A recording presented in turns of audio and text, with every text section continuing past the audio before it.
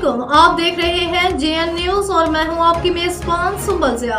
Bulletin का बाकायदा आगाज करते हैं और शामिल करते हैं अब तक की अहम तरीन खबरें। हवेली लखा से खबर शामिल करते हैं। नदीम शाहिद के मुताबिक दूसरी शादी का रंज, बीवी ने पुलिस कांस्टेबल शोहर को कत्ल करके नाश कार में छुपा दी।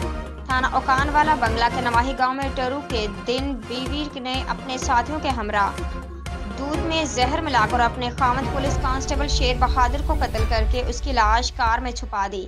मकतूल ने दूसरी शादी की हुई थी और वो अपने बीवी बच्चों को मिलने के लिए आया हुआ था। SHO सखी कमियाना के मुताबिक मकतूल शेर बहादुर थाना हवेली इलाका में बतौर पुलिस कांस्टेबल तैनात था। उसने 2 शादियां की हुई थी। एक बीवी उसने अपने साथ रखी हुई थी जिसमें से उसके 2 बच्चे हैं, जबकि दूसरी बीवी अपने आबाई गांव 6112L में रखी हुई थी जिससे उसके 3 बच्चे हैं। वो ईद पर ईदी देने के लिए अपनी बीवी बच्चों के पास आया हुआ था।